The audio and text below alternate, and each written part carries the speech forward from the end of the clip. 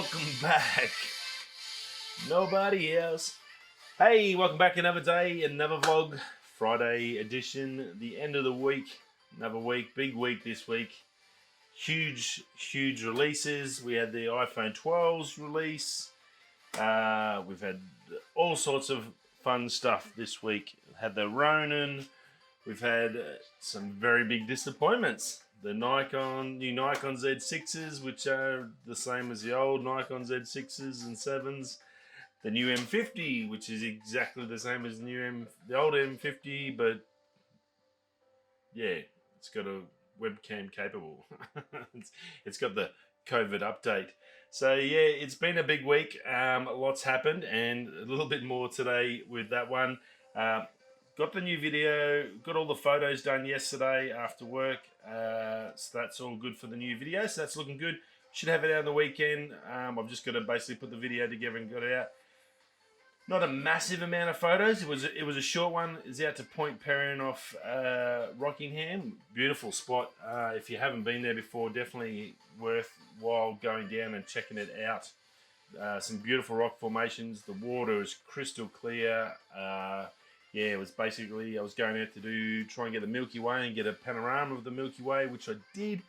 A little bit hazy, so obviously so close to the land, I was concerned about light, but I think it came up pretty good. I think the video should go pretty well. I've got to just put it all together and do my thing, get my edit on, and I should have that out this weekend for you. So looking good in regards to that one. So that's always good. Now, a little bit, we're going to get into this stuff and get it done and dusted so you can wind down and get into your work the last day, Friday, get your work done and dusted, and then get home to your families and have a nice sleep in if you get a chance, if you're one of those lucky people that gets to sleep in, or go and catch up with some friends and family if you're allowed to get out of your house, like some of us that are lucky, I guess, so that's awesome. Rightio, first up, Polar Pro, you probably would have heard of them. Peter McKinnon's worked with them for some filters and stuff. They make a little case for your phone, mobile phones, and they do filters as well. They've got into that. They do tripods and some other different things, but that's one of the areas that they're playing with.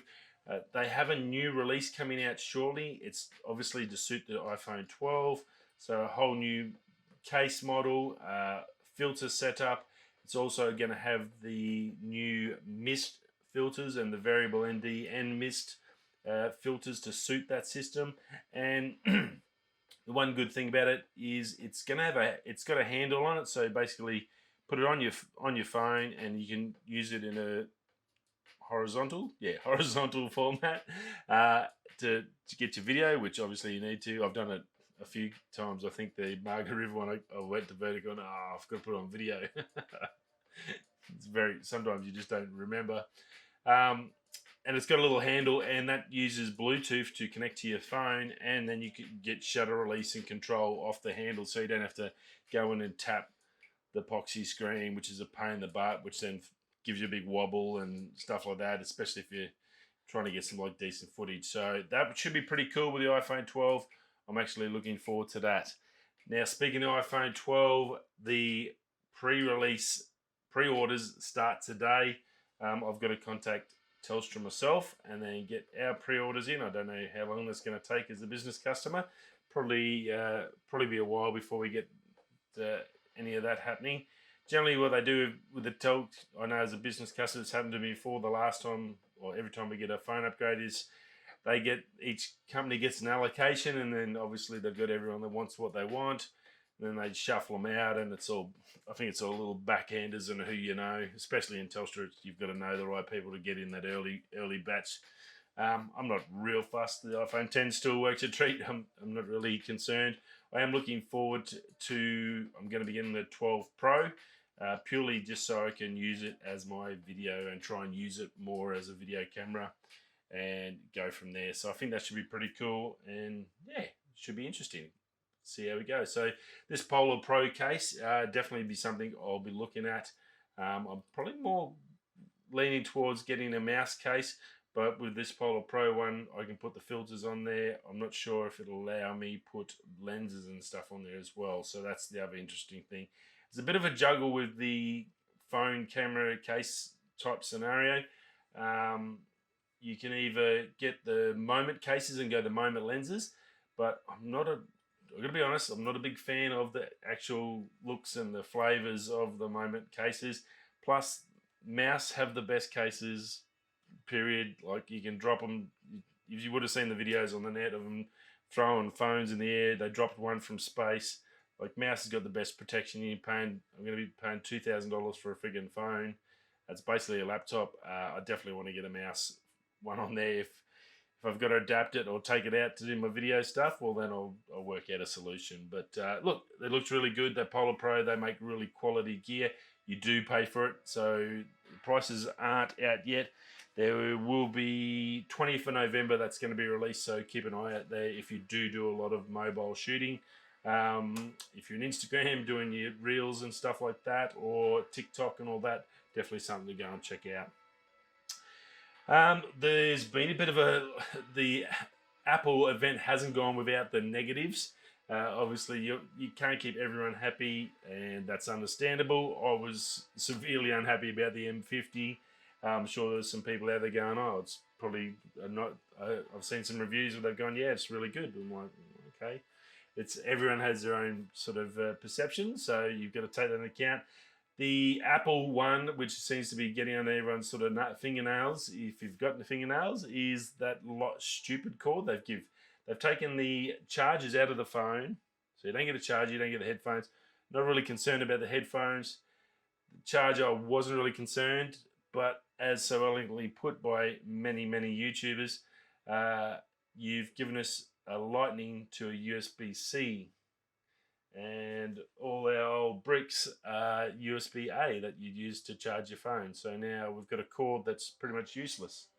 I've got all my travel adapter here from Zendure, which has been really good, a little passport system. Awesome. It's got 4 USB-A ports on it, not one USB-C.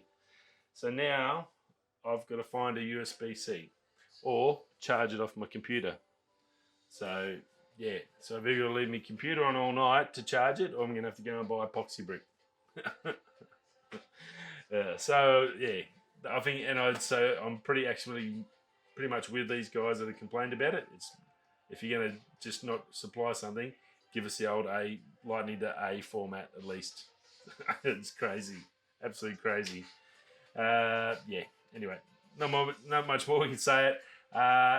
Zendure, who makes that passport, really good quality. I got that on Kickstarter a few years ago. I've been really happy with it, actually. They do some good sales on it. I've been looking at one of theirs little units that does multiple USB-C type scenarios. They'll do a 100-watt charger for your MacBook 16s, which is really good. They've got GAN chargers, little tiny ones. They've got some good gear. Go check them out. Pretty high, good looking stuff as well. Definitely worth checking out if you have to go and buy one for your new phone. If you're going to throw money at someone, maybe throw it at someone else other than Apple, so they sort of get the picture. They could have actually made some money. OnePlus, we heard about them with the Nord, huge, big release for that. Did really well. It was sort of nothing else going on at that time. They came out with that. It was a budget-conscious phone, and it did really well. It was very well received, had some great features. The 8T is their top of the line, was a flagship, I guess, phone. Come out, 120 hertz. Doesn't have the 5mm waves for the 5G, but it's got that sub 6, which is probably going to be fine anyway. Basically, the difference between millimeter waves and sub 6 is, look at it like 4G and 3G. The 3G was or analog. Analog was really good, and you could get it wherever you wanted. It was really good, and it generally fade out when you started losing signal, like a radio. You'd start to lose it. Where when we went digital, it was either you had it or you didn't have it, and that's like 5G. With the millimeter, you have to be within vision but a direct line of sight of the actual little box. They're only tiny boxes now for the 5G. They're not the big, tall, long, skinny ones you've seen on the towers. They're only tiny, but they've got to be everywhere on every single street, so you can constantly see it to get reception. The sub 6, they can basically put them in the same spot as your current 4G transceivers, or yeah, transceivers. So you don't need as many, and you can still get that, and you can get anywhere up in the States like 300 megs, which is fantastic. If we got that in Australia, that'd still blow our NBN network out, so it's crazy. So I think that'll be fine. It comes with a 65-watt charger, comes with a charger, Apple with a charger, 65 watt, and it's the right cord to the right charger. And that'll charge to, I think, 80% in 39 minutes, so really, really quick charging. 6.5-inch display, 48 megapixel. It's the flagship phone. It's got all the good stuff. 12 gigabyte of RAM, 256 gigabyte of storage. Really good deal, and I think that's coming in at about $700 US, so $1,000 Australian. So it'd probably be about $1,200 because we pay a premium with taxes. I noticed that actually with the iPhone, Lou from Unbox Therapy was talking about it on Lou Latest show. An Indian follower had talked about how that if you convert what they have to pay for the iPhone 12 Pro, you convert their money into US dollars, it was like something for the base model, something like $2,200 US. It was just ridiculous. So I thought I'd check ours, and our base price converted to US. We've instead they're paying $999. We were paying $1,200 US bucks compared to the Yanks paying $999. So we pay an extra 200, another $200 US just to get the phone compared to if you're in the States. So yeah, that's a little bit disappointing.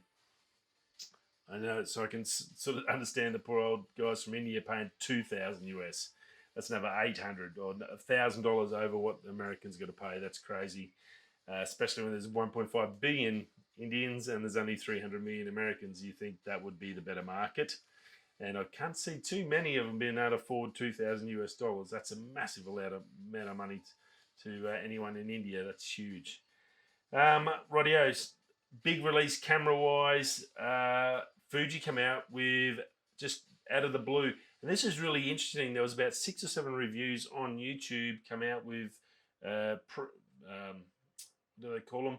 Not pre-orders, but test units. So they're not full final units that get sent out, but they're like pre-testing units that they send out to all their YouTubers for testing. And look, what a great camera, the XS10. Go more into that. But I went to Fuji.com, FujiAustralia.com, FujiUSA.com. Nada. There was, it's coming on the US site. It had a picture with coming, and that was it. Nothing about the details, and every reviewer's given everything. The whole lot was like, hang on, you've given these guys, the embargo's lifted, they've all put their reviews up, but none of your websites have any details. Went to Adorama, that's where it was, sorry. Fuji US didn't have anything either. Had to go to Adorama to confirm the prices. Adorama's already selling it, or pre-order selling it. Moments pre-order selling it and giving one away, but still nothing on Fuji's websites. That just was like, whew. How can you not have your product live on your website before everyone starts reviewing it? That seemed really, really weird. I don't know if someone just stuffed up the timing or whatever, but yeah, it seemed very, very strange to me. Now, fantastic, $999 US, so a grand US. Now, if you get a little combo, a 16 to 80 mil is $1,500 US, and if you get that 10 to 24 lens, basically works out at $2,000. They didn't have any combo deals, but that was $999 and $999. I'm pretty good with maths. That's $2,000. Look, the auto big thing on it. I noticed. I checked out on Camera Conspiracies. He got it. He's Fuji sent him one, which is, I think, something new for him. Normally he's got to buy them, or one of his subscribers send him stuff to test out. He got one lent to him by Fuji, so that was pretty cool. He's a pretty nasty he doesn't hold back on them. He's got an XT4. He compared it directly to an XT4, and it was really interesting to see. The colors, the image, and everything was, from what my perspective, spot the dog. It was just a really, really nice picture. And sure, I mean, it's $2,000 camera. It's pretty, $2,000 with a lens. That's well over just about 3,000 Australian. So that's like Canon R territory. So that it should be fairly good. But the colors were really, really good. The XT4, the focus was terrible. But with this new XS10, yeah, the focus was really good. A couple of occasions it missed. But look, if you're just using it directly for film, there's probably maybe you could go a Panasonic just for film. But this focus was really, really good. The colors were amazing, looked really good. I went over, checked the DP review boys out. They talked about the photography side, some fantastic shots. The colors and everything come out. The Fuji cameras do a fantastic job with color. Big fan of them. Now, my understanding is that this line of the XS, the XT models have got some weatherproofing, but this line isn't as weatherproof. So you could take it out and do it, but you're probably going to need a rain cover as such. Whereas, yeah, I believe with the XT line, the XT4, they're pretty robust like the Olympus. You can pretty much take them out and feel comfortable in light rain and stuff. And as long as you're sort of not throwing it in the river, you should be fairly well okay. So, look, beautiful looking thing as well. Very, very cool. It does have eye focus, and one of the other big things from it was 240 frames per second at 1080. So that's perfect. If you're going to run 10, you don't need 4K in it, but it will run 4K. The DP review boys looked at that, and it was, I think they tested it. They recorded for 42 minutes straight, and then it then it overheated, and then another 8 minutes. But that's 42 minutes straight. That's plenty at 4K. That's a massive files. Monstrous file. I'd hate to try and upload anything like that.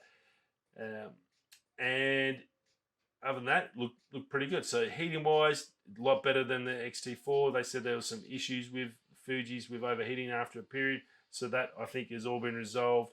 Got a really nice big thick grip on it. Very, very cool camera. So if you've been waiting for this one to come out, looks like this one is going to be a thumbs up and a good buy. And if Fuji, and it's sort of looking down the track now that the M series could be possibly dead and dusted thanks to Canon's cripple hammer just killing it and putting it in the ground with that new thing they released, yeah, that Fuji system might be the way. The lenses are a little bit expensive, but I did notice that, but they look like decent quality. Yeah, very interesting sort of offering out there from Fuji. Now, Ronin, another big release from Ronin. They had the RS2 and the RSC2, brand new gimbals, very nice bits of kit. Obviously, the RS2's $1,300 Australian. You can go up a pro package, which I think was $1,500 or $1,600, give you some extra stuff. That is actually pretty good. It does have a transmitter in there. I did watch Potato Jet on this one. He's very switched on with this stuff from his film industry days and connections. So, look, he went right through it and it showed some really, really clever stuff from Ronin. Now, the RS2's carbon fiber, the compact version is not. They're both really good. They'll both self-level. They've both got quick releases now, so you can have your mount on your camera and just pop it out without having to reset it up each time. So you can go from here and then chuck it back on the tripod. Some great stuff like that. They're really thinking. DJI's done a great job here. That it's a really tough competitive market. That gimbal markets. You've got Moser out there. There's a heap of other guys out there doing some really good things. So they've all got to be switched on. This thing's pretty cool. I think you can take up to 4.5 kilos of weight. They had what do you have on it? The C300 on there with a screen, and they were using that, running and gunning it. You can flip it around, multiple angles if you're doing heavy video work. And sorry about that. If you're doing heavy video work and you're using gimbals all the time, look, that RS2 is definitely going to be the way to go. Probably that Pro kit. That uses a custom transmission, which is good English, custom transmitter which slides straight onto the unit. You can then sync your phone, and using their DJI app, you can either control it by joystick off your phone and spin your camera around, and so you don't even have to go near the phone. You can put it on a table and do an interview like that, or focus pull off here and all that sort of stuff. Or what Potato Jet showed, which was really, really cool, was the fact you could put it into this certain mode and then basically just use your phone to direct the camera. So you could have someone sitting there watching it, zooming and doing all the stuff, and then directing it just using that. So you didn't even have to use a controller. You could just hold your phone and direct your thing. So that was really, really cool, I thought. Some obviously really well made. DJI, everyone knows DJI, they make good products, so I think it'll do well. The compact version, which was really good, that's going to be really suited towards a mirrorless market. Now, the only thing I did check on, if you are an M50 owner, please be aware, I did go in and check it, and under compatibility, the RS2 says, yeah, M50, all full controls. You can do everything, videos, photos, the whole works. You can take it off the joystick. That also has an LCD screen on there that you can actually see the pictures as well on the big version, the RS2. The compact doesn't. It's just got a normal display. But it didn't say if you could use a M50 on the small one, which is probably where you're going to use it more likely. So just be aware of that. Maybe we'll get a few reviews. DJI is just waiting for a couple of reviews before they say, yeah, it's all compatible, it all works. That was the only thing I looked at it and made a difference. The compact version is $700, and that will take up to 3 kilos, which is plenty for a small mirrorless market, even with a decent lens. I know with the 16mm Sigma on, it becomes pretty heavy. It's like 980, nearly a kilo. My other frame and bits and pieces and microphone stuff on there, well over a kilo. So the smaller gimbals just can't handle it. I had to actually, I've sold off my Siri P1 gimbal because my M50 was just too heavy with it. I could get there 15 to 45 on there, but with my frames and other stuff on there to do the video, it just was too heavy for it. It just went straight over the limit, so unfortunate. But these are both available, and I think they'll do really, really well. Now, from the Canon side, there was some positives again today, some good stuff. There's a patent out, and this one's pretty interesting, and that's for a quad pixel autofocus. For basically the way they described it was with dual pixel autofocus, all the pixels are aligned in a certain way, so you can only focus on this plane. So only focus on your vertical plane. So I'm just trying to read my notes. So with dual pixel autofocus, it basically somehow picks up vertical lines and uses that to attach the focal points to. Now and obviously that leaves some margin of error, so that's a little bit tricky. Canon have patented a new quad pixel autofocus. They found the patent. Someone just sits there going through patent stuff all the time, I think, these tech leakers.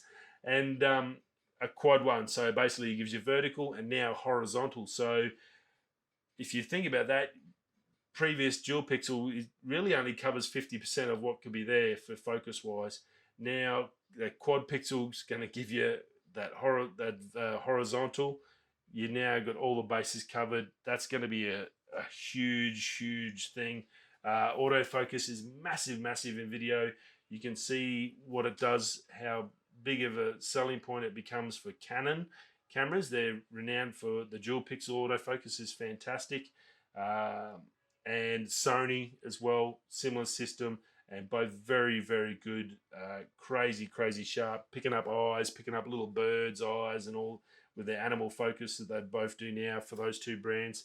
So having a really good focus system, if you go to a quad focus, and if that can then give you basically just full lock on and perfect focus every single time without fail, that's something that's going to sell a lot of cameras. Speaking of focus, it just jumps to the light. I noticed that every now and again it just heads over to the RGB. I think it's a gamer focus, this one. Some other patents that come out. There was not patents. There's a certification of an ML100 and an ML105 as well. Now, Canon Rumors was saying that it possibly could be something along the lines of another camera. Now, they did say the C70 was a 105 or 104 or 106, so it was in that same sort of line. So I'm wondering if one of these, maybe the C50, or there's a 40 as well. There's a 40 or a 50, or the 50, and there might be just two versions of the 50 or something along those lines. We did hear that the 50 was supposed to be released with the 70, but they had issues. Certification's the last step of that process before they basically release them.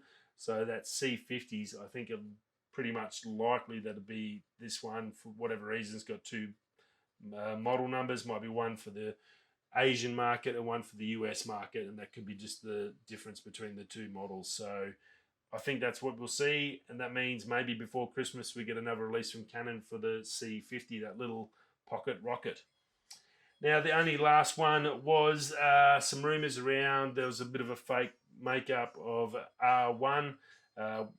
Guys at Canon Rumors have talked about that coming out in the second half of 2021. We know that's pretty much probably going to be happening, possibly tested at the Olympics with all the Sony stuff and everything else. Now, the spec rumours that he's been told are the CR2, which means it's a decent source, so these could be fairly accurate. There's a global shutter. We did talk about a global shutter about a week or so ago, and how good that is, and massive, like huge amounts of dynamic range, 13, 14 stops of dynamic range. That would be insane in a camera in the R1. That'd be perfect. Brake. That's right. Brand new AF system. It's going to be a breakthrough in AF. That's what his sources told him. So maybe this quad pixel autofocus that we just talked about with the patent is actually destined for the R1 next year. You can team up quad pixel autofocus, global shutter, and the fastest ever frame rate in a camera that Canon's made, and you have yourself a top of the wazzer pro mirrorless camera that will blow the socks off most things. So if they can achieve that, Canon, get those two things in there, wouldn't even worry about the frame rate. If they can keep it up at around 20 frames a second like they have now, I think they're going to do. I don't think that's going to be anything bad. But if you get that, throw in that global shutter and a quad pixel autofocus as your two big line items, well then I think they'll do pretty well. Rightio, that's it. Another week, huge week of October, tech news everywhere. I'm sure there's going to be more next week. It won't stop until the end of the month and probably well into Christmas with all the new stuff and the stuff that Apple hasn't released yet and all the other companies are still coming out with. Rightio, thanks for stopping by. Have a fantastic weekend. Stay safe. Look after your family. Get some rest in if you can. I'll see you all again back here Monday. You should see a video from me. If you've subscribed and hit the little bell, that'll make sure you do see the video. It's going to be a good one. It should be not bad. It's beautiful pictures. An awesome picture of Perth at night. Stopped in on the way home. It's a bonza one, so definitely wait for that one at the end of the video. Rightio, I'll catch you all soon. Thanks for dropping by. Stay safe. If you're going that way, I'll catch you tomorrow. Peace.